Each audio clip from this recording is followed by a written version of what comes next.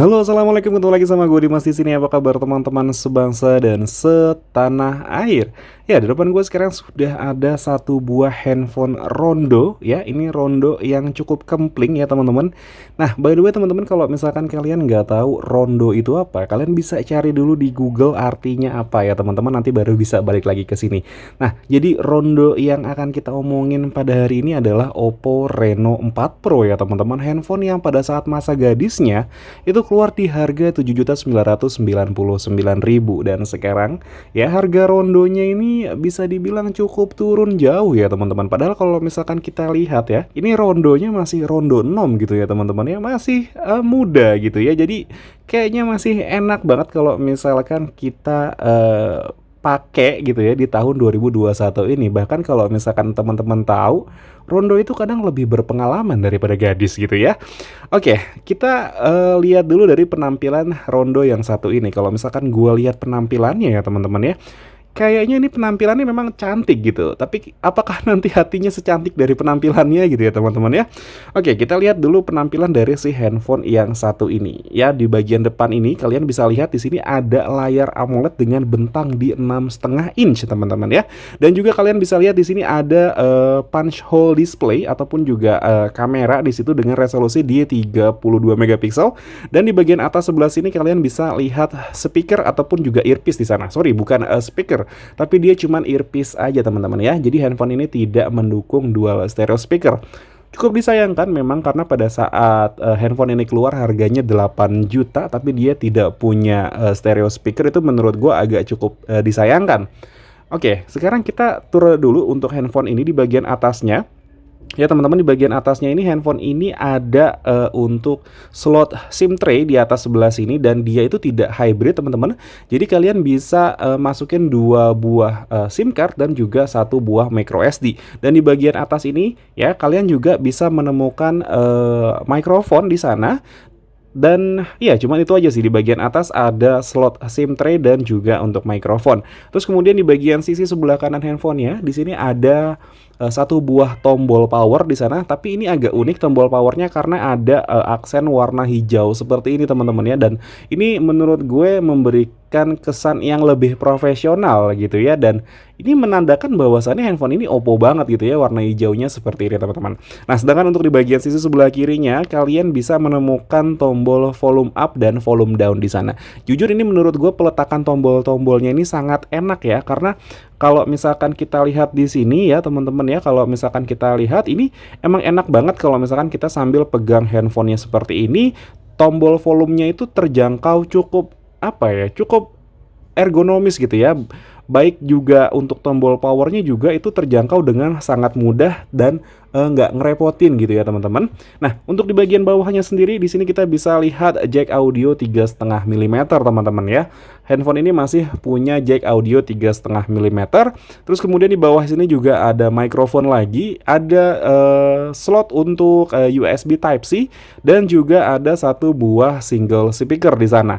Ya, memang speakernya itu cuman satu, tapi menurut gue itu speakernya keluaran suaranya memang sudah cukup oke, bahkan bisa dibilang detail ataupun juga ya lebih detail dibandingkan dengan single speaker yang lainnya. Terus kemudian kita beralih ke bagian belakangnya teman-teman ya. Di sini kita bisa lihat bahwasannya ada 4 buah kamera di sini. Ya, resolusi utamanya ada di 48 megapiksel dengan sensor Sony IMX586 teman-teman.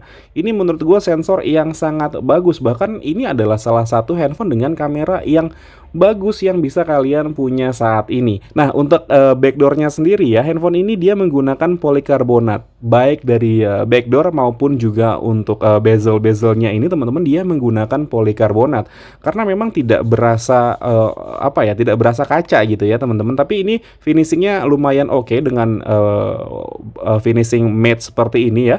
Ini warnanya adalah silau malam gitu ya teman-teman ya, atau juga starry night gitu ya.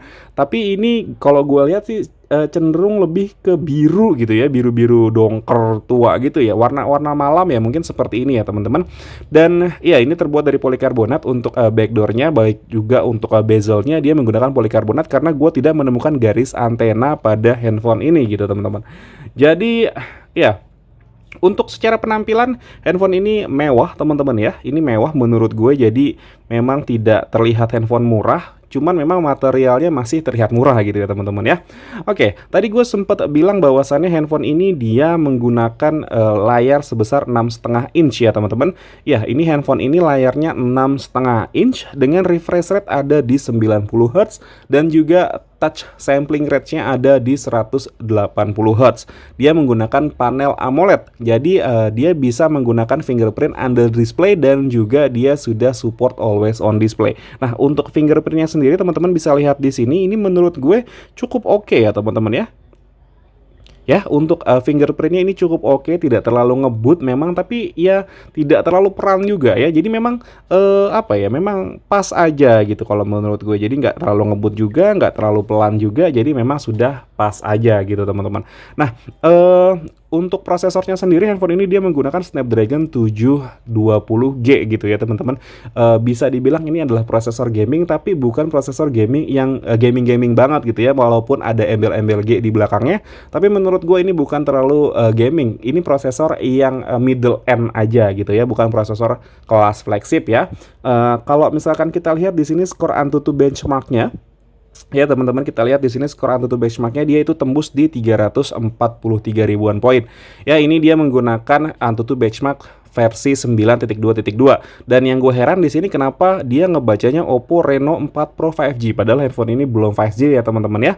Ada yang versi 5G-nya yang pakai Snapdragon 765, tapi ini yang masih pakai Snapdragon 720G yang belum 5G ya teman-teman. Dan untuk skor segini menurut gue sudah sangat cukup dan layak kalau misalkan kalian mau pakai handphone ini untuk kebutuhan sehari-hari ya.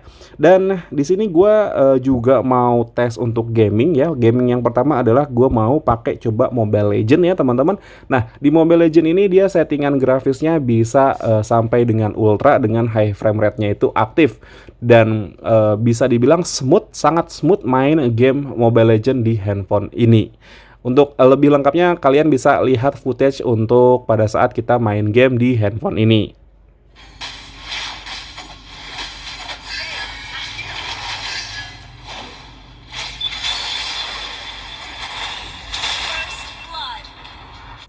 Nah, untuk game yang kedua di sini gua mau mainin di PUBG Mobile. Nah, sedangkan untuk di PUBG Mobile ini handphone ini mampu menjalankan resolusi tertingginya ada di HD ya teman-teman ya. Dia tidak sampai ultra. Sebenarnya bisa di ultra kalau misalkan kalian turunin di resolusinya di smooth gitu ya. Smooth ultra ini masih bisa jalan, tapi defaultnya itu mentok di HD aja. Jadi handphone ini tidak bisa sampai dengan HDR ya teman-teman ya, HD balance kalau nggak salah itu ya. Nah, dia bisa sampai di HD balance aja gitu tuh, udah resolusi paling tinggi yang bisa dijalankan untuk handphone ini pada saat main PUBG Mobile. Dan untuk footage-nya kalian bisa lihat di sini teman-teman ya.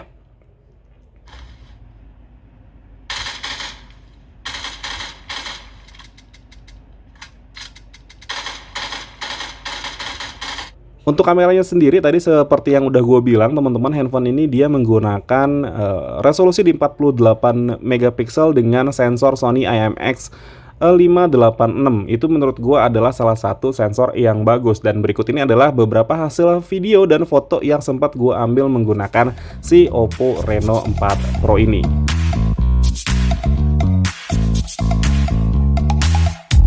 You show up first, you're staring at me like I can do something for you. You lick your lips, you think you're slick. You stalk like I'm a piece of meat. You're trying out and showing up. Tes 1, 2, 3 tes. Ini adalah sampel video dari Oppo Reno 4 Pro ya. Ini resolusinya ada di 1080p dengan frame rate-nya ada di 60 fps ya. Dan ini adalah suara yang diambil langsung dari mikrofon si Oppo Reno 4 Pro. Bagus atau enggaknya teman-teman bisa nilai sendiri ya. Tes 1, 2, 3 ini adalah perekaman video dari si kamera depan Oppo Reno 4 Pro. Ini dia bisa ngerekam di resolusi 1080p di 30 fps. Dan ini juga suara langsung ataupun juga suara yang direkam langsung dari Mikrofon si Oppo Reno 4 Pro ya, bagus atau enggaknya teman-teman bisa nilai sendiri. Oke, yuk kita lanjut lagi. Nah, jadi gimana menurut kalian, apakah handphone ini masih sangat layak ataupun juga bisa dipakai di tahun 2021 ini?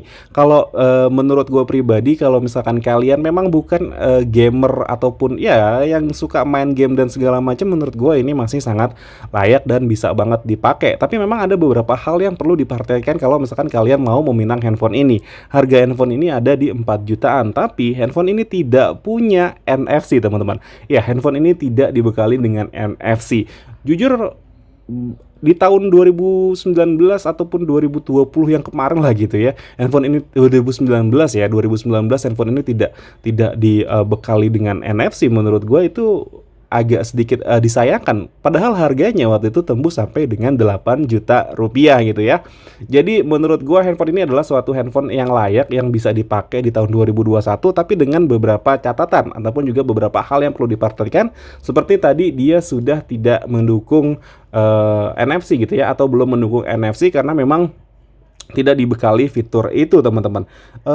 Yang lainnya sih menurut gua oke ya, kameranya bagus, terus kemudian performanya cukup lah ya, bisa dipakai di tahun 2021 ini, dan ya masih cukup oke lah.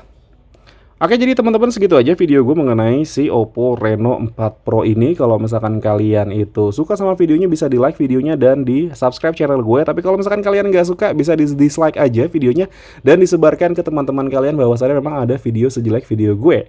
Akhir kata gue pamit, assalamualaikum warahmatullahi wabarakatuh. Dadah. Oh ya, tadi gue belum infoin ya. Ini ya pakai internalnya 8 RAM-nya 8 GB dan internal storage-nya 256 GB sih. Oke, yuk. Dah.